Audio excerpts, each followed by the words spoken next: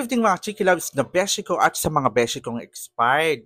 Yes, may nag-message sa akin, mga beshi ko. Ayan ang sabi niya, since na nalaman ni Christian Gasa ang totoo, ano ang reaction mo sa issue ni Finest China kung talagang wala kang pinapanigan at totoo ka? Yes, ayan. Pero bago ko sagutin yang mga yan at magbigay ng reaction about that, so tingnan muna natin kung saan nagsimula yung bardagulan nila.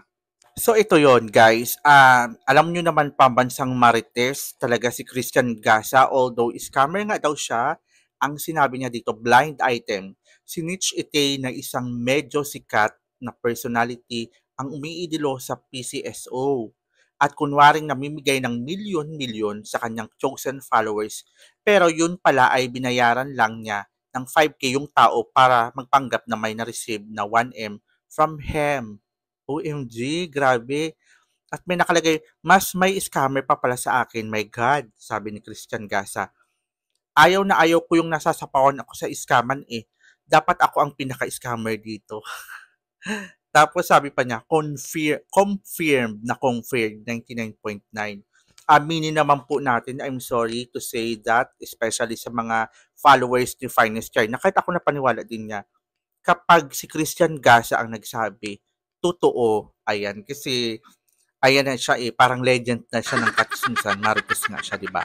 Tapos ayun mga beshi ko, meron pa ditong message, talagang minessage si Christian Gasa. Di ko na-expect na 20 packs sila, Sir Sian. Nagulat ako, dumating sila sa resto, akala ko nung una 14 packs lang sila. Kaya 20 packs na sila as per my staff. 14 lang ang nasa loob ng resto that time. May 6 packs pa pala na parking yung mga drivers at bodyguards daw.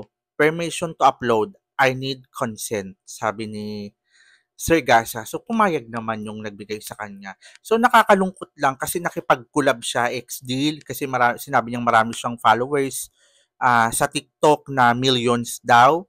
So medyo nakakalungkot lang kasi 'di ba, alam mo 'yon, ang OA kasi kung ano yung napag-usapan tapos parang medyo abusado siya, okay lang 'yon kasi napo-promote niyo yung mga business, gano'n po talaga. Kasi ako rin personally naranasan ko rin 'yan. Pero yung OA at sobra-sobra naman, 'wag naman, 'di ba? Kasi kung ano yung napag-usapan nung una, yun lang naman yun. So ayun lang, nakakalungkot. Tas meron pa, from billionaire to YouTuber real quick, may isang Pinoy na lumapit sa akin and said na kilala daw niya yung manager ng car dealership, wala daw siyang binili. Nag-video-video lang daw sa loob. Inis na inis daw yung may-ari. This chismes is confirmed 100%. Ayan. Ang lola mo ay scammer din. Kaya palang galit si Christian Gasa. Sa kalatang chinichika niya is totoo, aminin po natin. I'm sorry ha sa mga fanay po dyan ni Finest China.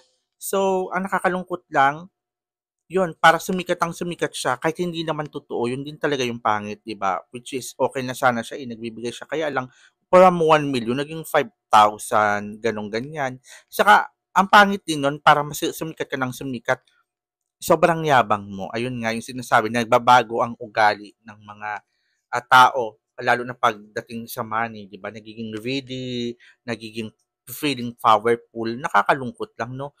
Hopefully sana ako, hindi ko sinasabing I'm perfect, pero sana if ever na sumikat ako, ako ayoko magsalita ng tapos pero sana man lang, Diyos ko, Lord, please guide me. Di ba? Ganun lang din po yun. Kung hindi naman, it's still okay. O baka yung mga beso kong expired, ambisyosa, never ka magiging sikat, di wow, di what? Ano naman, di ba? At least ako ito, this is not my bread and butter na sinasabi ko sa inyo from the start. And ayan, I'm just enjoying doing vlog right now, especially yan, kasi nakikisaw-saw ako.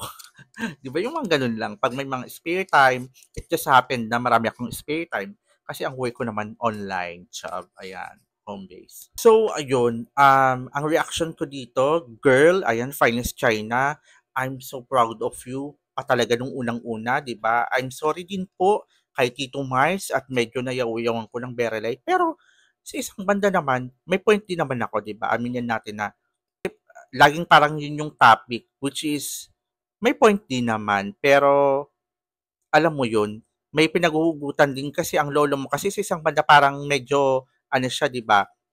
May pagka Jinji Conarejos na tinatawag si Tito Mars. Pero sa isang banda, totoo din naman lahat ng sinabi niya na ang lola mo naman ay ni-scammer din talaga. Ayun lang din naman yun. Na ako naman, kanya-kanya kaming trip eh, di ba? Ayan yung trip mo para mas sumikat ka. Pero wag naman to the point na puro kasinungalingan na. Ang pangit din naman yun, di ba? Parang yung mga ibang vlogger na namimigay daw ng mga iPhone, yung pala mga kakilala lang, ayan yung mga expired kong beshi na si Tony Fowler, Rosmar, I'm sorry po ha, alam ko yung mga followers niyan magagalit din sa akin, pero since na tinanong niyo ako at magbibigay ako ng honest reaction, yun yung honest review at honest reaction ko, ganun lang po yun. Whether you like it or not, nasa patas lang po tayo, ayan. Ayan, maraming salamat po at good evening po sa inyong lahat.